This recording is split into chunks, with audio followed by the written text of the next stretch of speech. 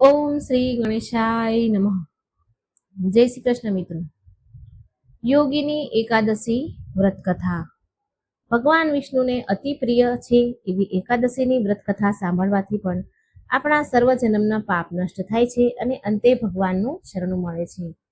તો પૂરા શુદ્ધ હૃદયથી મિત્રો આ કથા સાંભળજો. વિડીયો સારો લાગે તો લાઈક કરજો, શેર કરજો અને ચેનલને સબસ્ક્રાઇબ જરૂર કરી દેજો. કમેન્ટ બોક્સમાં શ્રદ્ધાથી ભગવાનનું નામ એકવાર જરૂર લખજો. ઓમ નમો ભગવતે વાસુદેવાય. ઓમ નારાયણ વિદ્મહે વાસુદેવાય ધીમહે તન્નો વિષ્ણુ પ્રચોદયાત. બોલો ભગવાન શ્રી હરિ વિષ્ણુની જય. આપણે સાંભળી રહ્યા છીએ યોગીની એકાદશી વ્રત કથા. આ એ સમયની વાત છે જ્યારે મહાભારતના યુદ્ધ પછી ધર્મરાજ યુધિષ્ઠિર રાજ કરતા હતા. સંપૂર્ણ ભારત વર્ષ ધર્મની ધજા તળે સુખ અને શાંતિથી પરિપૂર્ણ હતું. તેમાં એક દિવસ ભગવાન શ્રી કૃષ્ણ અને યુધિષ્ઠિર વચ્ચે એક મહત્વપૂર્ણ સંવાદ ચાલી રહ્યો હતો. અને આ સંવાદ શું હતો તો એ ચાલો આપણે સાંભળીએ. યુધિષ્ઠિર ભગવાન શ્રી કૃષ્ણને પૂછે છે કે હે મધુસૂદન, તમે મને જેઠ મહિનામાં શુક્લ પક્ષમાં આવનારી નિર્જળા એકાદશી વિશે તો બધું જણાવ્યું. હવે હું તેના પછીની એકાદશી વિશે જાણવા માટે ઉત્સુક છું. કૃપા કરી મને એ કહો કે આ એકાદશીનું નામ શું છે અને તેનું મહાત્મય શું છે. ભગવાન શ્રી કૃષ્ણએ મંદ મંદ સ્મિત આપતા જવાબ આપ્યો કે હે રાજન, હવે આવવા વાળી એકાદશીને યોગીની એકાદશી કહે છે. આ એકાદશી ગંભીરમાં ગંભીર પાપો નષ્ટ કરવાની ક્ષમતા રાખે છે. ગમે તેવા પાપ હોય આ એકાદશીથી બળી જાય છે. અને હવે હું આ યોગીની એકાદશીના વિશે એક કથા કહું છું, તે ધ્યાનપૂર્વક સાંભળો. અલકાપુરી નામનું રાજ્ય હતું. અલકાપુરી નામના રાજ્યના રાજા કુબેર દેવતાઓના કોષાધ્યક્ષ છે. તે શંકર ભગવાનના બહુ મોટા ભક્ત હતા. તેના નગરમાં હેમમાળી નામનો એક યક્ષ રહેતો હતો. તેની મુખ્ય સેવા હતી કે માનસરોવરથી અમુક વિશેષ ફૂલ લાવવા અને ભગવાનની પૂજા માટે તેના રાજા કુબેરને પ્રદાન કરવા. આ એની રોજની સેવા હતી. હેમમાળી ખૂબ જ નિષ્ઠાપૂર્વક તેના સ્વામીની સેવા કરતો હતો અને કુબેર પણ તે માળીથી ખૂબ જ પ્રસન્ન રહેતા હતા. હવે અહીં સુધી તો બધું બરાબર ચાલી રહ્યું હતું, પણ આ યક્ષ હેમમાળીને એક કમજોરી હતી અને એ કમજોરી હતી તેની સુંદર પત્ની તાલાક્ષી. હેમમાળી તેની પત્ની વિશે એટલો બધો આકર્ષિત રહેતો હતો કે એક દિવસ તો એવું થયું કે સવારમાં માનસરોવરથી ફૂલ લઈને તો આવી ગયો, પણ સીધો તેના સ્વામી કુબેરદેવ પાસે જવાને બદલે તે તેની પત્ની પાસે પહોંચી ગયો. અને બસ પછી શું થાય, તે તેની પત્ની સાથે આનંદ પ્રમોદ કરતા કરતા તેને સમયનું ભાન ન રહ્યું. અને આ તરફ રાજા કુબેર તેની પૂજા માટે ફૂલોની રાહ જોઈ રહ્યા હતા. વાટ જોતા જોતા કુબેરને 6 કલાકનો સમય વીતી ગયો. ફૂલ વિના પૂજા ન થવાના કારણે રાજા કુબેર તે જ સમયે એમના સિપાહીઓને આદેશ આપ્યો અને કહ્યું કે હેમમાળી ક્યાં છે, જાઓ. તેમનો એક સિપાહી હેમમાળીને બોલાવા જાય છે. કુબેર દેવે તેના સિપાહીને હેમમાળી પાસે મોકલ્યો. જ્યારે સિપાહી હેમમાળીના ઘરે ગયો તો એમણે જોયું કે હેમમાળી તેની પત્ની સાથે આનંદ પ્રમોદ કરી રહ્યો છે. અને સિપાહીઓએ આ બધું આવીને આ સૂચના તરત જ જઈને તેના કુબેર રાજાને આપી. અને બસ પછી શું થાય, કુબેરજીના તો ધીરજના બાણ તૂટી ગયા. અને આ તરફ જ્યારે હેમમાળીને સમયનું જ્યારે ભાન થયું તો તેની ભૂલનો તેને અહેસાસ થયો. તેને તેની ભૂલ સમજાઈ ગઈ અને પ્રાયશ્ચિત કરવા માટે તે જ ક્ષણે રાજા કુબેર પાસે પહોંચી ગયો. હેમમાળી ડરના મારે થર થર ધ્રુજી રહ્યો હતો. જીભ લડખડાઈ રહી હતી. તે હાથ જોડીને રાજા કુબેર સામે ઊભો રહી ગયો અને તેની સામે માફી માંગવા લાગ્યો. પણ કુબેર રાજા તો અત્યંત ગુસ્સામાં હતા, અત્યંત ક્રોધે ભરાયેલા હતા. અત્યંત ક્રોધમાં આવીને તેમણે કહ્યું, ખૂબ ઊંચા અવાજે કહ્યું, હે મૂર્ખ, આધ્યાત્મિક સિદ્ધાંતનો ભંગ કરનારા પાપી, તારી પત્ની પ્રત્યે વધુ પડતા આકર્ષણના કારણે આજે તે મારા આરાધ્ય દેવ શિવજીના પ્રત્યે અપરાધ કર્યો છે. માટે હું તને શ્રાપ આપું છું કે આજ સમયે તારું પતન થઈ જાય, તારું સંપૂર્ણ શરીર કોઢની બીમારીથી ગ્રસ્ત થઈ જાય, તું આ પૃથ્વી પર તારી આ બીમારીની યાતના ભોગવ અને તારી પત્ની સદાય તારાથી દૂર થઈ જાય, તું તારી પત્નીથી સદાય દૂર થઈ જાય. અને હવે કુબેરનો શ્રાપ હતો મિથ્યા તો થાય નહીં, મિથ્યા કેવી રીતે થઈ શકે? અને તે જ સમયે હેમમાળીનું પતન થયું અને તે કોઢ વાળા શરીરે પૃથ્વી લોક પર આવી ગયું. ભૂખ અને તરસથી પીડાતો તેના શરીરની પીડાને સહન કરતો ભટકતો હેમમાળી જંગલોમાં ભટકવા લાગ્યો. અને આ પ્રકારે અનેક વર્ષો વીતી ગયા. અનેક વર્ષોથી આ યાતનાને ભોગવતો રહ્યો. પણ પૂર્વજન્મના શિવજીની ઉપાસનામાં સહાયતા કરવાના કારણે તેની ચેતના શુદ્ધ અને સાત્વિક બનેલી રહી. જંગલો અને વનમાં ભટકતા તે એક દિવસ પર્વત પર જઈ ચડ્યો. ત્યાં પહોંચતા ઋષિ માર્કંડે, જેની આયુષ્ય 7 કલ્પો જેટલી છે, તે ત્યાં જઈ પહોંચ્યો. ત્યાં તપસ્યા કરતા ઋષિને જોઈને હેમમાળીએ દૂરથી જ દંડવત પ્રણામ કર્યા.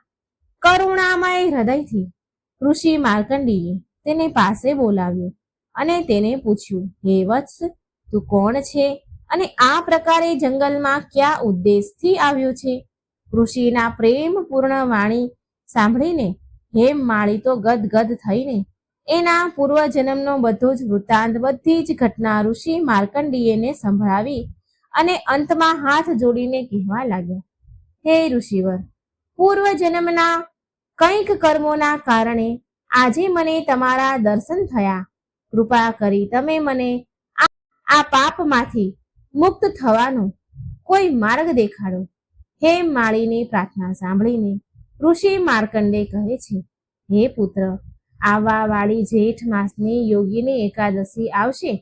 જો તું આ એકાદશીનું વ્રત શ્રદ્ધાપૂર્વક અને નિષ્ઠાપૂર્વક તેનું પાલન કરીશ તો આ વ્રતના પ્રભાવથી તે જ ક્ષણે તારા બધા જ અપરાધ પાપોમાંથી તું મુક્ત થઈ જઈશ.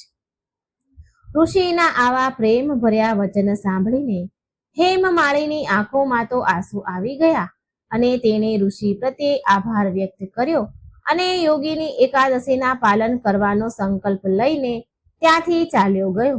જ્યારે યોગીની એકાદશી આવી તો તેણે શ્રદ્ધાપૂર્વક એકાદશીનું પાલન કર્યું અને એકાદશીના પ્રભાવથી તેનું શરીર કોઢ મુક્ત થઈ ગયું અને તેના પૂર્વજન્મના શરીરને તેણે ફરી પ્રાપ્ત કર્યું. ફરી તે અલકાપુરી નગરીમાં પાછો આવી ગયો. કથાનું સમાપન કરતા ભગવાન શ્રી કૃષ્ણ યુધિષ્ઠિર ધર્મરાજને કહે છે કે જે પણ યોગીની એકાદશીનું વ્રત નિષ્ઠાપૂર્વક પાલન કરે છે તો તેને 88,000 બ્રાહ્મણોને ભોજન કરાવ્યા બરાબર પુણ્ય ફળ મળે છે. તે બધા જ પ્રકારના પાપોથી મુક્ત થઈ જાય છે અને જીવનના અંતમાં આધ્યાત્મિક લોકમાં પ્રવેશ કરે છે. યોગીની એકાદશીના દિવસે 3 વસ્તુનું વધારે મહત્વ છે અને આ 3 વસ્તુ છે યજ્ઞ, દાન, તપસ્યા. અને જુઓ, વર્તમાન સમયમાં કળિયુગના હરિનામ સંકીર્તન યજ્ઞ માનવામાં આવે છે.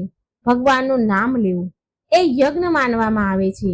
હરિનામ સંકીર્તન એટલે હરે કૃષ્ણ કૃષ્ણ કૃષ્ણ હરે હરે, હરે રામ રામ રામ હરે હરે. આ મંત્રનો જાપ એકાદશીના દિવસે બને એટલો જરૂર કરવો જોઈએ. કારણ કે વર્તમાન સમયમાં વૈદિક યજ્ઞ માટે શુદ્ધ સામગ્રી ઉપલબ્ધ નથી અને ના તો શુદ્ધ પુરોહિત. માટે જે પણ વ્યક્તિ એકાદશીનું પાલન કરવા માંગે છે તેમણે એકાદશીના દિવસે હરે કૃષ્ણ મહામંત્રનો જાપ જરૂર કરવો જોઈએ. એકાદશીના દિવસે વિશેષ વસ્તુનો ત્યાગ કરવો એટલે કે અન્નનો ત્યાગ કરવો અને બની શકે તો સંપૂર્ણ ઉપવાસ કરવો. જો સંભવ ન હોય તો ફળ, દૂધ, એકાદશી પ્રસાદ વગેરે ખાઈને પણ વ્રત રાખવું.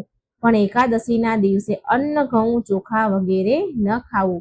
બની શકે તો સવારે બ્રહ્મ મુહૂર્તમાં ઉઠીને ભગવાનની મંગળા આરતીના દર્શન કરવા. જે પણ વ્યક્તિ એકાદશીનું પાલન કરે છે ભગવાન તેને તેના ચરણોમાં જરૂર લે છે. અને જે પણ વ્યક્તિ એકાદશીનું વ્રત કરે છે તો તે તેની ક્ષમતાપૂર્વક દાન પણ જરૂર કરે.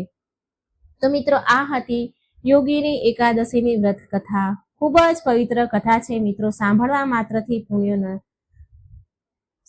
માત્રથી પાપ નષ્ટ થાય છે અને ભગવાન એના ચરણોમાં લે છે. તો આ પવિત્ર વાર્તાને ખૂબ લોકો સુધી પહોંચાડજો, શેર કરજો, લાઈક કરજો અને ચેનલને સબસ્ક્રાઇબ કરી કમેન્ટ બોક્સમાં ભગવાનનું નામ શ્રદ્ધાથી જરૂર લખજો.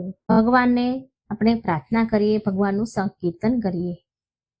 શ્રી કૃષ્ણ સર્વત્ર તમે છો, એકાક્ષર ઓમકાર તમે છો, મહર્ષિઓમાં ભૃગુ તમે છો, યજ્ઞોમાં જપ યજ્ઞ તમે છો, શ્રી કૃષ્ણ સર્વત્ર તમે છો, સેનાપતિમાં કાર્તિકેયને જળાશયોમાં સમુદ્ર છો, પુરોહિતોમાં બૃહસ્પતિ છો, શ્રી કૃષ્ણ સર્વત્ર તમે છો, વેદોમાં તમે સામવેદ છો, આદિત્યોમાં વિષ્ણુ તમે છો, તેજપુંજમાં સૂર્ય તમે છો, શ્રી કૃષ્ણ સર્વત્ર તમે છો, દેવગણોમાં ઇન્દ્ર તમે છો, નક્ષત્રોમાં ચંદ્ર તમે છો, ઇન્દ્રિયોમાં મન તમે છો, શ્રી કૃષ્ણ સર્વત્ર તમે છો, વાયુ શ્રેષ્ઠ મારીચી છો ને નાગાધિરાજ હિમાલય છો, સર્વ મનોના મન તમે છો, શ્રી કૃષ્ણ સર્વત્ર તમે છો, રુદ્રોમાં તમે શંકર છો, વસુઓમાં તમે પાવક છો, યક્ષોમાં તમે કુબેર છો, શ્રી કૃષ્ણ સર્વત્ર તમે છો,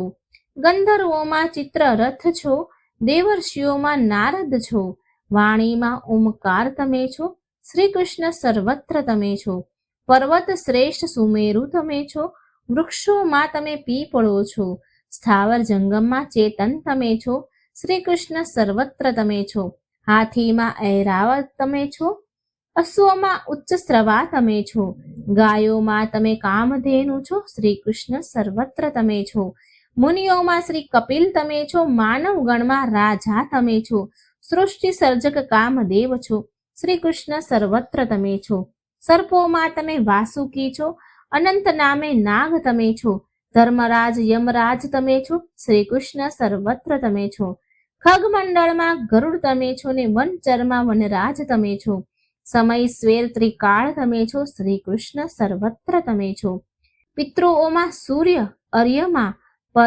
પવિત્ર કરતા પાવન તમે છો, જળના દેવ શ્રી વરુણ તમે છો, શ્રી કૃષ્ણ સર્વત્ર તમે છો, શસ્ત્રધારીમાં રામ તમે છો, દૈત્યોમાં પ્રહલાદજી તમે છો, કર્મનું ફળ દેનાર તમે છો, શ્રી કૃષ્ણ સર્વત્ર તમે છો, મગરમચ્છ જો જળચર માને નદીઓમાં ગંગાજી તમે છો, આદિ મધ્ય ને અંત તમે છો, શ્રી કૃષ્ણ સર્વત્ર તમે છો, વિદ્યામાં અધ્યાત્મક તમે છો, વક્તાઓમાં વાદ તમે છો, સમુદાયમાં દ્રંદ તમે છો, શ્રી કૃષ્ણ સર્વત્ર તમે છો, સર્વના ઉત્પત્તિ કારક તમે છો ને મહાકાળ સંહારક તમે છો, ભાવિ સૃષ્ટિના સર્જક છો, શ્રી કૃષ્ણ સર્વત્ર તમે છો, કીર્તિ સ્મૃતિને લક્ષ્મી છો, ધીરજ ક્ષમાને બુદ્ધિ છો, સદા શબ્દાતીત વિભૂતિ છો, શ્રી કૃષ્ણ સર્વત્ર તમે છો, સામવેદમાં બૃહદ તમે છો,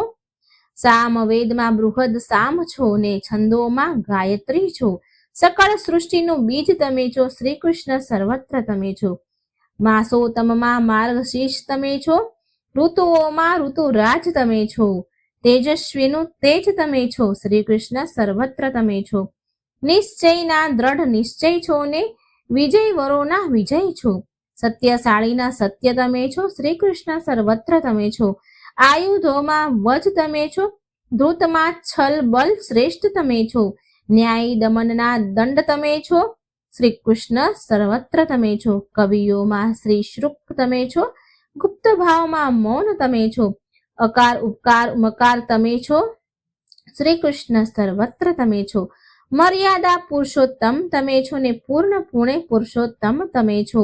સર્વ થકી સર્વોત્તમ છો, શ્રી કૃષ્ણ સર્વત્ર તમે છો. સર્વ હૃદયમાં આત્મા છો, વિરાટના ક્ષેત્રાત્મા છો. પરબ્રહ્મ પરમાત્મા છો, શ્રી કૃષ્ણ સર્વત્ર તમે છો. યદુવંશ ભૂષણ કૃષ્ણ તમે છો, પાંડવમાં અર્જુન તમે છો. દ્વૈપાયન શ્રી વ્યાસ તમે છો, શ્રી કૃષ્ણ સર્વત્ર તમે છો. જે કાંઈ શોભા વાળું છે, ઐશ્વર્ય ઓજસ વાળું છે, પ્રાણને બળમાં ન્યારું છે, એ રૂપને તેજ તમારું છે. સૌને મોહિત કરનારું ને સૌને સુખ દેનારું છે. વૈષ્ણવજનને પ્યારું છે, શ્રી કૃષ્ણ એ નામ તમારું છે. શ્રી કૃષ્ણ શરણમ મમ, શ્રી કૃષ્ણ શરણમ મમ, શ્રી કૃષ્ણ શરણમ મમ, શ્રી કૃષ્ણ શરણમ મમ. મિત્રો આ હતી ભગવાન શ્રી કૃષ્ણની સ્તુતિ, ભગવાનની આરાધના. વિડીયો પસંદ આવે તો લાઈક કરજો, શેર કરજો અને ચેનલને સબસ્ક્રાઈબ જરૂર કરજો. જય શ્રી કૃષ્ણ. રાધે રાધે. Thank you.